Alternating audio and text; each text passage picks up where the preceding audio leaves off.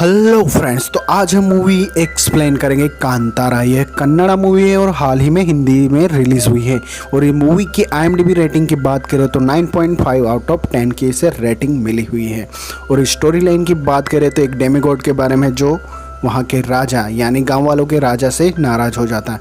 उसके बाद गांव वालों को क्या प्रॉब्लम फेस करनी पड़ती है ये मूवी की कहानी में आपको जानने को मिलेगा। अगर आप हमारे चैनल पर नए हैं तो सब्सक्राइब जरूर से कर लीजिए, क्योंकि हम ऐसी ही मूवी की एक्सप्लेनेशन लेकर आते रहते हैं। तो चलिए वीडियो शुरू करते हैं। कहानी की शुरुआत में हमें एक राजा को दिखाया जाता है जो उसका राज्य बहुत ही खुशहाल था। जब उसका राजकुमार यानी बेटा पैदा होता है तब भी उसे बहुत ही अच्छी खुशी नहीं मिलती, क्योंकि उसे शांति की तलाश होती है और उसके पास शांति नहीं मिलती। उसके बाद वह जितने भी आसपास के ब्राह्मण, साधु, संत जो भी होते हैं वह उन्हें अपने घर बुलाता है, उन्हें खाना खिलाता है, फिर भी उसे कोई शांति नहीं मिल रही होती है। तभी राजा का जो वैद्य यानी जो उनका ब्राह्मण यानी उनका जो पंडित होता है वह उसे बताता है कि राजा तुम्हें कहीं पर भ्रमण के लिए जाना होगा जहाँ पर तुम्हें शांति मिले। उनकी बात सुनकर राजा निकल पड़ता है। पहाड़ों में, जंगलों में, हर जगह वह भटकता है, लेकिन उसे कहीं भी शांति नहीं मिलती। लेकिन एक बार जंगल से वह गुजर रहा होता है तो एक वहाँ पर पत्थर होता है। जैसे ही उस पत्थर के सामने अपने हथियार डालता है तो राजा को उसे शांति मिल जाती है। उसके बाद राजा उस पत्थर को अपने साथ ले जाना चाहता था। उसके बाद वहाँ पर जितने भी आदिवासी लोग होते हैं वह वहाँ पर आ जाते हैं और वह कहते हैं कि नहीं राजन, इस पत्थर को हम नहीं दे सकते। और तभी वहाँ का जो पंडित होता है उसके शरीर में डेमीगॉड यानी उनके जो देवता आ जाते हैं और वह कहता है कि तू मेरे साथ ले जाना चाहता है, यानी तुम मुझे अपने साथ ले जाना चाहते हो तो तुम इन गाँव वालों को कुछ देना पड़ेगा। और तभी वह पंडित जोर से चीखता है, यानी जितनी भी दूर आवाज़ जाएगी वहाँ तक इन गाँव वालों को ज़मीन दान देनी पड़ेगी। अगर उन लोगों से ज़मीन वापस छीनने की कोशिश की तो वह उन पर नाराज़ हो जाएंगे। उसके बाद राजा शर्त मान लेता है और वह उन्हें अपने घर ले आता है। और इसके बाद कहानी 1970 यानी 1970 की दिखाई जाती है, जहाँ पर एक पंडित होता है। वह यह पूरी कहानी अपने बेटे को शिवा को बता रहा होता है और वो बताते हैं कि जो मूर्ति यहाँ से राजा ले गए थे तब से हम वहाँ जाकर इस मूर्ति की पूजा करते हैं। उसके बाद नेक्स्ट सीन में हमें राजा के वंशज को दिखाया जाता है जो वहाँ पर आया हुआ होता है। और तभी नृत्य, भूतकोला का जो नृत्य होता है वह शुरू हो जाता है। नेक्स्ट सीन में हमें दिखाया जाता है जब नर्तक के शरीर में डेमीगॉड आ जाता है और वह क्वेश्चन करने के लिए कहते हैं। और तभी राजा का जो वंशज होता है वह अपनी ज़मीन वापस मांगने के लिए कहता है। और तभी डेमीगॉड उसे कहता है कि ज़मीन तुम्हें वापस नहीं मिलेगी। और वह वंशज कहता है कि मैं तुम्हें कोर्ट में देख लूँगा। और वह कहता है कि नर्तक बोल रहा है या फिर डेमीगॉड। यह सुनते ही डेमीगॉड गुस्से में आ जाता है और वह कहता है कि मैं तुम्हें कोर्ट रूम में देख लूँगा। और इसी के बाद वह भागते हुए जंगल में चले जाते हैं और वहाँ पर गायब हो जाते हैं। नेक्स्ट सीन में हमें दिखाया जाता है कि सब उन्हें ढूंढने की कोशिश करते हैं लेकिन वो गायब हो जाते हैं। और बाद में हमें पता चलता है कि वो जो राजा का वंशज होता है वह कोर्ट की सीढ़ियों पर ही खून की उल्टी करते हुए मर गया। नेक्स्ट सीन में हमें कहानी 20 साल के बाद की दिखाई जाती है, जहाँ पर गाँव में मेला लगा हुआ होता है। वहाँ पर देवेंद्र नाम का जो पॉलिटिशियन होता है वह वहाँ पर आता है और हमें गांव में चारों तरफ मेले का माहौल दिखाया जाता है, जहाँ पर भैंसों की रेस होती है। और यहाँ पर हमें शिवा को दिखाया जाता है जो अपनी भैंस लेकर यानी वहाँ पर रेस में आ जाता है। और वह सबसे पहले अपना रिकॉर्ड खुद ही तोड़ता है, क्योंकि वह 3 साल से लगातार जीत रहा होता है। बाद में हमें शिवा को दिखाया जाता है जो शराब पीने के लिए चला जाता है। उसके बाद वह जुआ खेलता है। उसके बाद में मुर्गे की रेस करवाता है, यानी वह पूरी तरह से जो नहीं काम करने वाले होते हैं वही काम करता है। उसके बाद में हमें दिखाया जाता है वह किसी से भी झगड़ा करने के लिए पीछे नहीं पड़ता। और हमें तभी शिवा का दूसरे नंबर पर दिखाया जाता है और सुधाकर नाम का जो आदमी होता है वह पहले नंबर पर आ जाता है। और इसी वजह से शिवा उससे झगड़ा करने के लिए चला जाता है, क्योंकि उसे भी पता है कि वह पहले नंबर पर आया था। उसके बाद सुधाकर अपने आदमियों के साथ में शिवा से फाइट करने लग जाता है और शिवा एक एक करके उसके आदमियों को बुरी तरह से पीटता है। तभी उसकी मदर आ जाती है और वह झगड़े से उसे वहाँ से ले जाती है, जिसका नाम कमला होता है। और वहाँ से उसकी माँ उसे डांटते हुए ले जाती है। नेक्स्ट सीन में हमें देवेंद्र को दिखाया जाता है और वहाँ पर हमें पता चलता है कि देवेंद्र और कोई नहीं वही राजा का वंशज है। उसके बाद में शिवा को अपना गोल्ड मेडल देता है और शिवा से कहता है कि आज मेरे लिए तुम शिकार करना। उसके साथ में शिवा को वह दारू और मेडल दे देता है और उसके बाद शिवा मेडल और दारू लेकर अपने घर पर पहुँचता है, जिसका उसका भाई गरुआ मिलता है। और यहाँ पर हमें पता चलता है कि भूतकोला का जो नृत्य होता है उसका भाई गरुआ करता है, क्योंकि शिवा दारू पीने और लोंडियाबाजी और दूसरे ही कामों में व्यस्त रहता है। नेक्स्ट सीन में हमें दिखाया जाता है गांव वाले उससे परेशान होते हैं। उसके बाद में हमें पता चलता है कि शिवा अपने दोस्तों के साथ में पार्टी कर रहा होता है और तभी वहाँ पर उसकी माँ आ जाती है। तो उसका जो दूसरा पेड़ के ऊपर घर बनाया हुआ था उस पर वह चढ़ जाता है।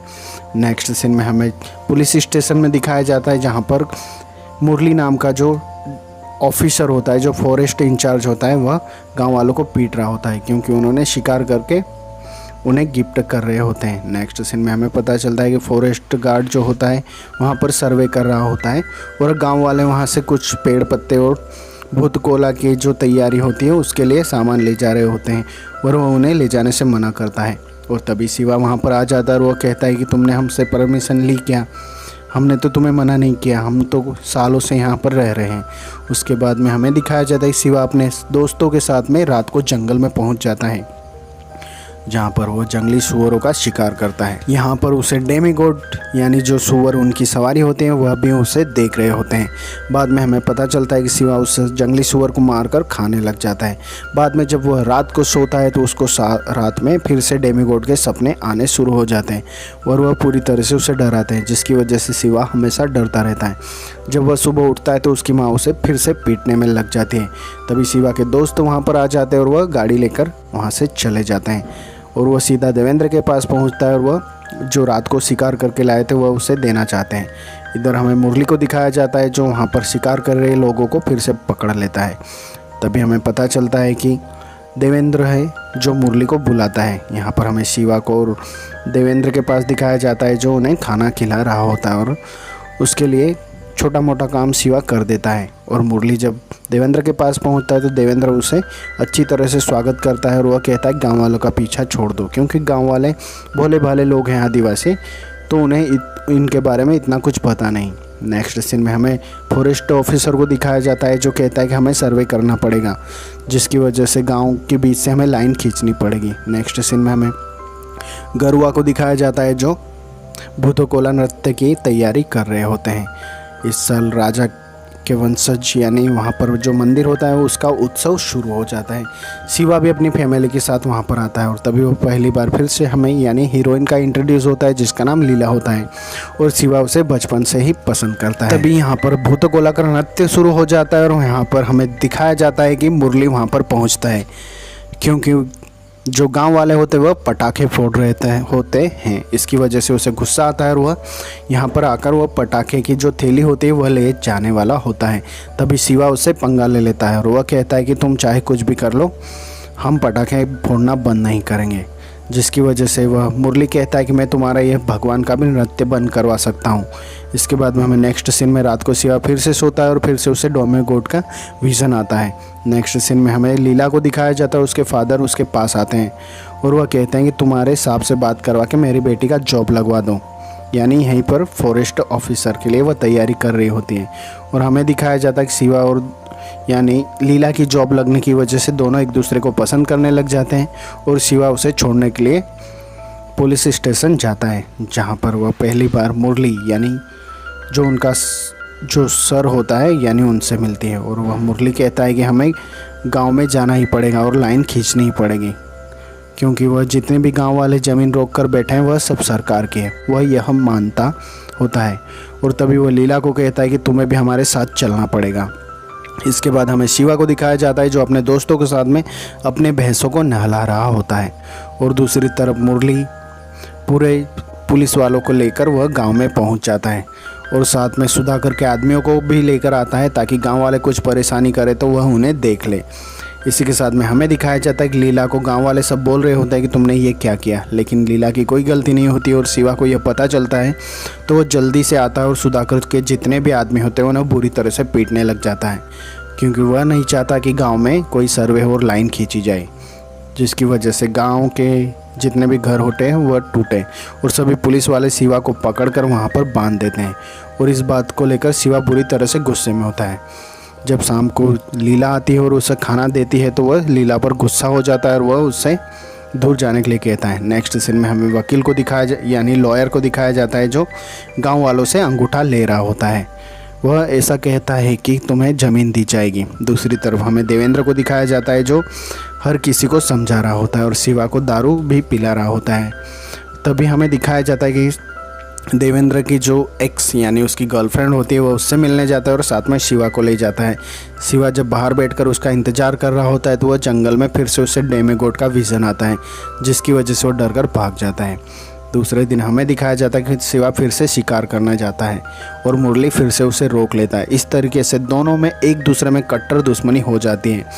जब मुरली उन्हें समझाता है तो देवेंद्र का सहारा लेकर शिवा उससे 2 कदम आगे रहता है, फिर भी वो उसकी बात नहीं मानता। और तभी हमें सुधाकर को दिखाया जाता है जो मुरली के पास जाकर कहता है कि आज रात शिवा शिकार करने जाने वाला है तो आप उसे पकड़ सकते हो। इसके साथ सुधाकर लेकर मुरली को जंगल की तरफ पहुंचता है और यहाँ पर हमें शिवा को दिखाया जाता है जो अपने दोस्तों के साथ एक पेड़ काट रहा होता है और तभी अचानक से वह पेड़ गिर जाता है, जिसकी वजह से वो उस मुरली की गाड़ी के ऊपर गिर जाता है और इस एक्सीडेंट में उन्हें चोट लगती है। यहाँ पर हमें पता चलता है कि वो सीधा वहाँ से भागते हुए पहुंचता है देवेंद्र के पास और वह कहता है कि जंगल में ही तुम्हें छुपना पड़ेगा। यहाँ पर पुलिस उन्हें शिवा को और उसके दोस्तों को चारों तरफ से ढूंढ रही होती है, क्योंकि उन्हें शिवा को ऐसा लग रहा था कि वह सब मर चुके हैं। तभी हमें सुधाकर और मुरली को दिखाया जाता है जो ठीक होते हैं और दूसरी जगह हमें शिवा और उसके दोस्तों को दिखाया जाता है जो जंगल में छुपे हुए होते हैं। लीला उनके लिए खाना लेकर आती है और वो शिवा से झगड़ा करती है। उसके बाद में वह खाना लेकर वहाँ से उन्हें खिलाकर वापस चली जाती है, जिसकी वजह से शिवा को गिल्टी फील होता है और वह लीला को सॉरी बोलने के लिए उसके घर पे चला जाता है। दोनों अपने उसका जो घर बनाया होता है जो पेड़ पे होता है वहाँ पर रात गुजारते हैं और तभी सुबह उठकर देखते हैं तो वहाँ पर मुरली अपने आदमी यानी इंस्पेक्टर को लेकर आ जाता है। दूसरी तरफ हमें मुरली को दिखाया जाता है जो कहता है कि लीला तुमने अच्छा काम किया है, जिसकी वजह से तुम्हें मैं सस्पेंड कर रहा हूँ। और शिवा को पकड़ लिया जाता है और मुरली जब हवा में फायर करता है तो उसके कान में चोट लग जाती है, जिसकी वजह से उसे हॉस्पिटल में एडमिट किया जाता है। इधर हमें शिवा को दिखाया जाता है जिस पर बहुत सारे केस लगाकर उसे सेंट्रल जेल भेज दिया जाता है। यहीं पर हमें देवेंद्र को और सुधाकर को दिखाया जाता है जो आपस में बात करते हैं। तभी गरुआ कॉल करके देवेंद्र को कहता है कि आपको शिवा को छुड़ाना पड़ेगा और सब कुछ आप ही ठीक कर सकते हैं। उसके बाद में हमें दिखाया जाता है कि देवेंद्र जितने भी गांव वाले होते हैं वह सब उसके पास आते हैं और वह कहते हैं कि शिवा को किसी भी तरीके से बाहर निकालो और देवेंद्र कहता है कि सबका अंगूठा चाहिए। उसके बाद में हमें शिवा को दिखाया जाता है जो लीला उससे मिलने आती है और तभी हमें देवेंद्र को दिखाया जाता है जो गरुआ को लेकर वहाँ से जा रहा होता है।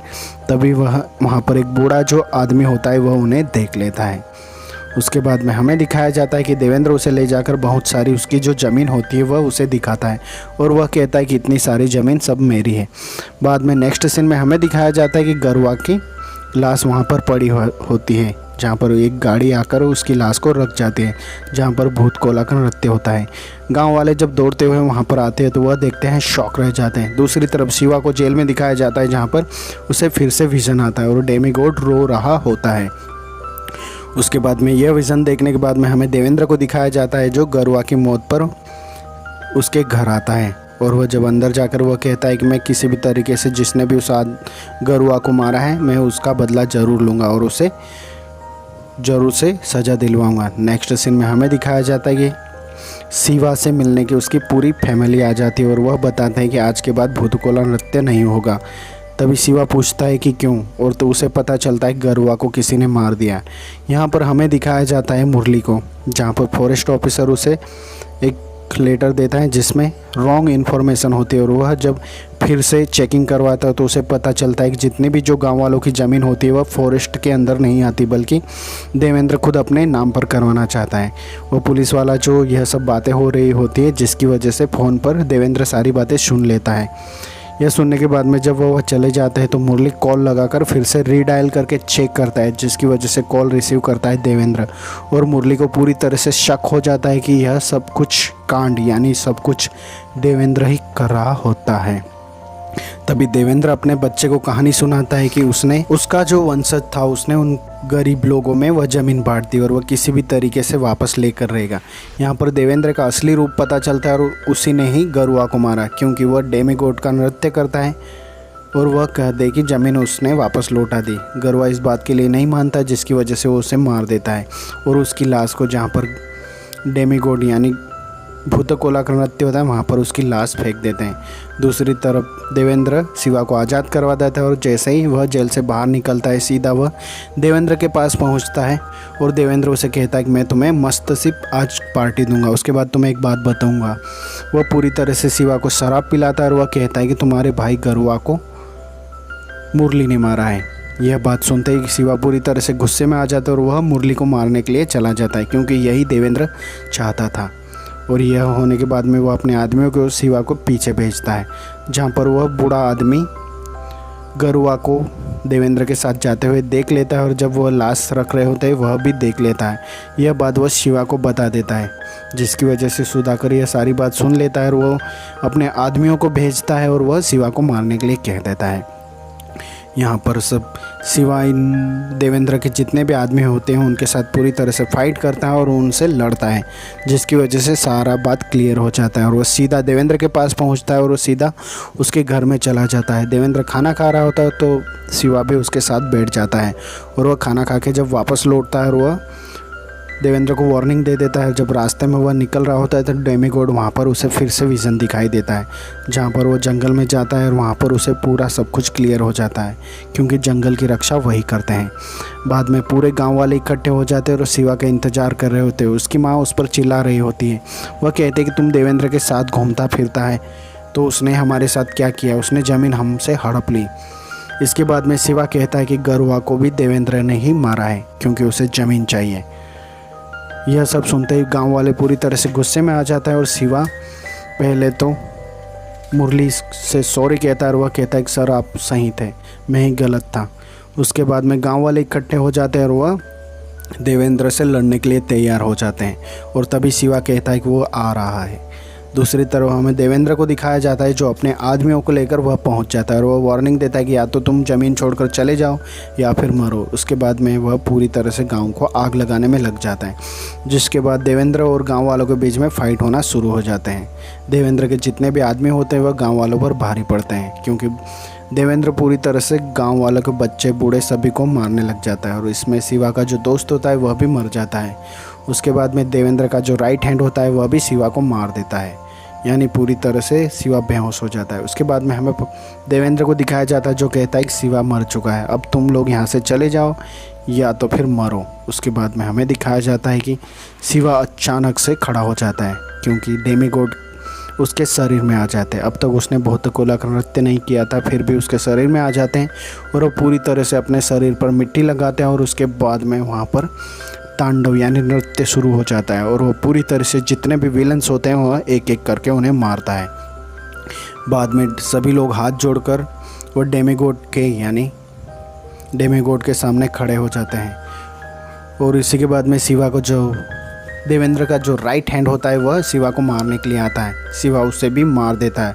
उसके बाद में शिवा कहता है कि तुम्हारे वंशज ने मुझसे कहा था अगर कुछ भी गलती हुई तो मैं किसी को नहीं छोड़ूंगा। देवेंद्र उस पर अटैक करने ही वाला होता है कि शिवा उसका गला काट देता है।